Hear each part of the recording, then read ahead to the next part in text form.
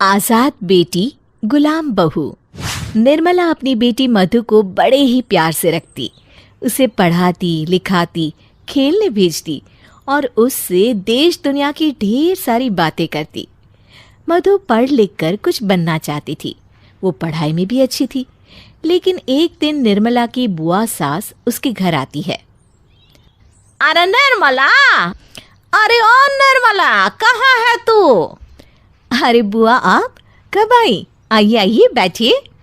अरे यह ना समझना कि मैं कोई खाना खाने या फिर किसी लालच में आई हूँ। मैं तो ये बताने आई हूँ कि वो प्रिया नहीं है, राधिका की बेटी, भाग गई किसी लड़के के साथ। अरे नहीं बुआ, वो भागी नहीं, बल्कि राधिका ने उसे विदेश पढ़ने भेजा है। जाने से पहले हम लोगों ने साथ खाना भी खाया था और मधु के पापा ही उसे एयरपोर्ट तक छोड़ने गए थे। हाँ, अरे पता है, मैं तो तुझे वो बता रही थी जो लोग बात कर रहे हैं। ये तो बड़ी गलत बात है, लोगों को ऐसी बात नहीं करनी चाहिए। अब करनी तो नहीं चाहिए बहू, लेकिन तू भी ना किस किस का मुंह पकड़ लेगी। ये बोलकर वो वहां से चली जाती हैं कि तभी हाथ में बैडमिंटन लेकर मधु वहां आती है। सास उसे देखती है और बोल पड़ती है, अरे ना कोई नमस्ते ना प्यार पड़ना, और ये हाफ पैंट में शर्म नहीं आ रही।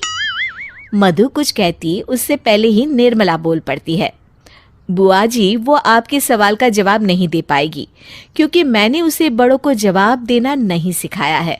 मैं बता देती हूँ, दरअसल साड़ी या दुपट्टा पहनकर बैडमिंटन नहीं खेला जाता है इसीलिए इसने हाफ पैंट पहना है। फिर वो मधु को कहती है, मधु बेटा, नहाकर पढ़ने बैठ जाओ। जी माँ, मैं पढ़ने ही जा रही हूँ, आज जल्दी सो जाऊंगी क्योंकि कल मेरी एजुकेशनल ट्रिप है।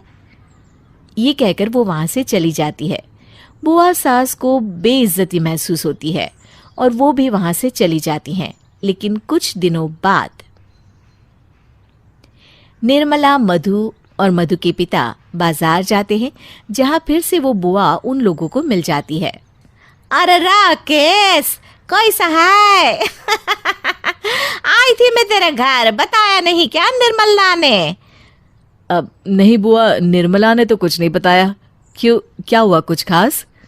अरे मधु के लिए ना लड़का देखा है, वो भी कमाऊ इतना कि तेरी बेटी राज करेगी, राज। इकलौता है, बस माँ है और कोई नहीं, और वो भी ना ज्यादा दिनों के मेहमान नहीं है देखिए बुआ, मधु तो खुद भी पढ़ी लिखी है और अभी तो उसकी पढ़ाई चल रही है, कमाऊ तो वो भी बन जाएगी। और रहा सवाल सास के मरने का, तो भगवान न करे किसी की माँ उससे अलग हो। बाकी अभी हम लोगों को मधु की शादी नहीं करनी। अरे निर्मला, कैसी बात कर रही हो तुम बुआ से? वो बड़ी हैं हमारे घर की और वो गलत नहीं बोलेंगी। हाँ बुआ, आप उन लोगों का पता दे दीजिए, मैं हो आऊंगा किसी दिन। अरे कोई बात नहीं राकेश, बस ये शादी ना किसी तरह हो जाए बस। क्यों, ऐसा क्या है? अरे फिर बोली निर्मला, तुम चुप रहो और चलो यहाँ से। निर्मला और मधु चुपचाप राकेश के साथ वहां से चले जाते हैं। लेकिन निर्मला को लगातार बुआ की बात चुभती है कि आखिर क्यों मधु की शादी के लिए वो इतनी उतावली हैं। अगले दिन शाम को राकेश घर आता है, उसके हाथ में मिठाई का डिब्बा होता है।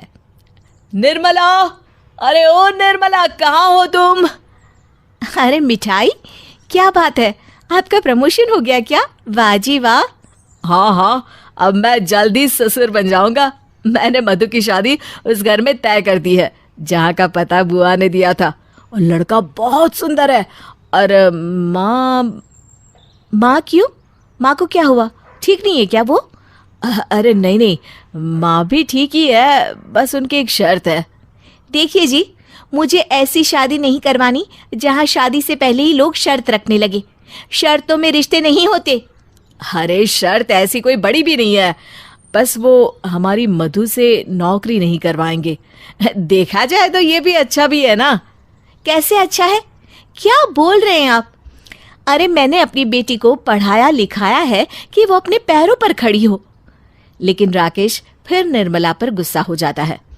मैं जबान दे आया हूं और अब मैं पीछे नहीं हटूंगा, चाहे जो हो जाए।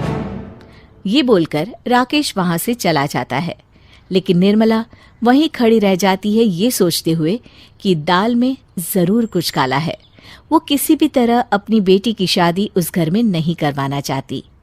लेकिन क्या ये शादी होगी? देखिए कल आजाद बेटी गुलाम बहू के अगले एपिसोड में।